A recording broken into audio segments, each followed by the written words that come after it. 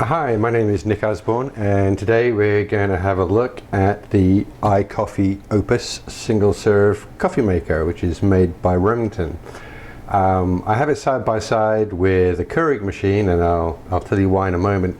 In fact, the Keurig is the B60 Special Edition. It's one of the older versions of that. It's one I've had for a long time. And I'm just putting them side by side so we can compare the size, compare the appearance, the functionality, and actually we're gonna compare the taste.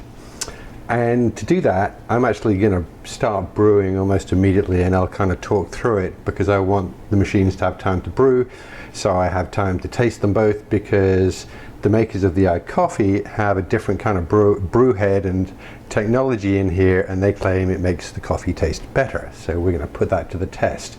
Now, they're both K-cup brewers. You can use a standard K-cup, you can use weird soft bottom K-cups, you can use any K-cups you find in the supermarket. You know, they both have slightly different way of doing it, but you know, you put the K-cup in the top here, and what I'm in fact doing, I'm not using a regular K-cup. I'm going to use a reusable filter. I want to use a coffee that I'm very familiar with. It's the coffee I had this morning, so I'm using the My K-cup reusable filter in there, and in here I'm using a little reusable filter that comes with the iCoffee. So before any further ado, let's do a little bit of brewing so that I have time to taste them. Press that, and press that. So one of the things you notice straight away is they have this kind of black and silver thing happening, and they both also have this kind of blue light thing happening.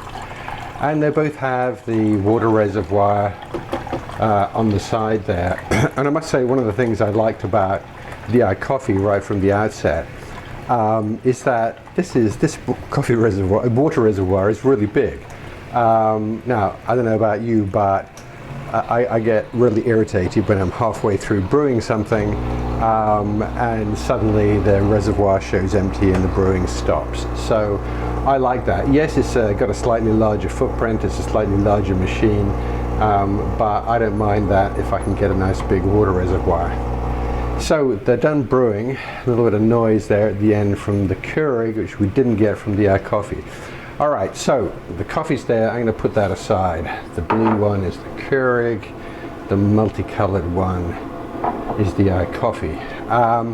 So one or more of the features here, they're just some little things, you know, like this is the tray comes out on the Keurig very nicely for cleaning. I've got a what is it upstairs? Anyway, it's a different single serve brewer, and this kind of latches in, and it latches in easily, but it's a pain to come out.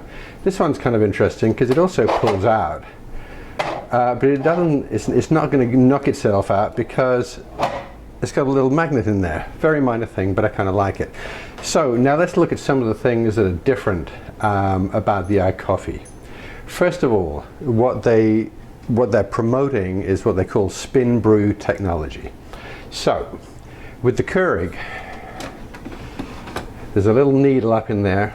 It goes down through that hole with the reusable filter. It punches a hole in the top here, and there's a hole punched at the bottom for the coffee to come out. With the Keurig, what happens is there's water pressure, and basically the water comes out of the end of the needle, blasts into the coffee, creates pressure. All the coffee grinds are kind of immersed in the hot water, and it's pushed out the bottom through the filter inside. This is slightly different. In fact, while this was brewing, you can't really see it in the video, but there's a little window here. And as the brewing process takes place, you see this going round. It's what they call spin brew technology. So instead of the hole being at the end of the needle, like punching straight through from top to bottom, the hole is in the side of the needle, and the needle rotates. Now, I'm not really fast. I had to look at it. It takes 4 or 5 seconds for a full rotation. So basically, it's instead of pushing the water straight through, it's pushing the water out to the sides through all of the grounds, and then the pressure pushes it through. So in theory, it sounds like a good idea, because it means that instead of blasting the water straight through, you're actually making sure that all the coffee grinds are equally immersed in the hot water with that spinning process. So we'll see, because I did this brewing early, so I'd leave it a few minutes to cool, and I can taste them and I can see if there's a significant difference. So that's the big thing with this, is the spin brew. And we'll find out when we do the taste test whether it makes a big difference or not. But in theory, I like the idea. The other really interesting thing here is that on the Keurig, on this model, I just have 3 sizes. I can go for a small size, about 6 ounces, a bigger one, about 8 ounces, and I believe the one on the right, the button on the right, is like 10 or 12 ounces. This thing, I've got a dial here. You know, I can go from 4 all the way up to 12. So if I'm doing a travel mug, I can put the travel mug in there, go to 12, press that button, you know, in the center of the dial there, and I'll get 12 ounces. If I don't want to drink a lot, but I want a really strong brew, because remember, we're always working with the same amount of coffee. So if you do actually go all the way up to 12 with a single K-cup, it won't be quite as strong. In fact, I'd probably do 2. If I had a big travel mug like that, I'd probably use 2 K-cups and use 2 brews of 6, and it'd be really strong. But it's nice, so you got a lot more choice here in terms of how strong or weak and the size of the coffee that you want. So that's it. Neither of them are very complicated machines. Now keep in mind, these are both kind of K-cup coffee brewers. These are not brewers where you can make cappuccinos or lattes or things like that. Neither one of them. You know, anything that comes in a single K-cup, it can be a coffee, it can be hot chocolate, it can be tea, you can use in these machines. So, I mean, just design-wise, I kind of like this. And in fact, the first time my wife came down and saw this, and thank you guys at Remington for sending this for us to review. Anyway, my wife took one look and said, "Oh, that looks much nicer," which I agree. I think it's, mind you, to be fair, Keurig have come out with more recent designs than this, and in fact, they look a little bit more like this. So I think I should taste the coffee. So the blue one was the Keurig. I'm going to give that a little taste.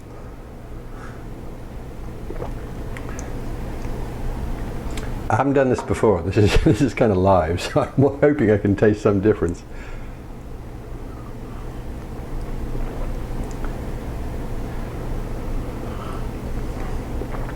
Oh, actually I can.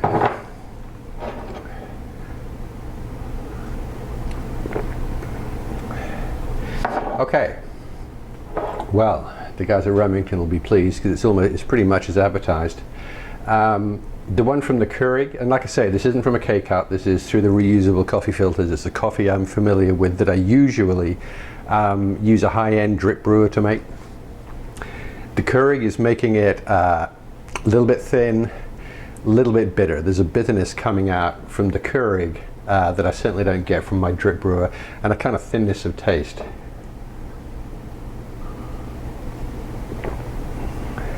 Yeah.